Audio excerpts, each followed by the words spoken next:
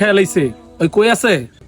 ভাই আমার মনে হয় ওই যে স্কুলে পড়ে ওই স্কুলে একটা মেয়ের সাথে ওই চলাফেরা করে, ওই মেয়ের সাথে মনে হয় রিলেশন করে। ফকিন্নির বাচ্চা এত বড় সাহস! আসুন দেখি ভাই, দেখি। আরে কি হৃদয়, তুই এগুলো কি কইতেছস? এই ঘটনাগুলো আমার আগে কইবি না? আর ওই কই আছে রে? চল তো আমরা লয়ে যা। হ্যাঁ ভাই, ওই তো সামনে দেখাইলাম। ভাই খান খান, ওই যে ভাই।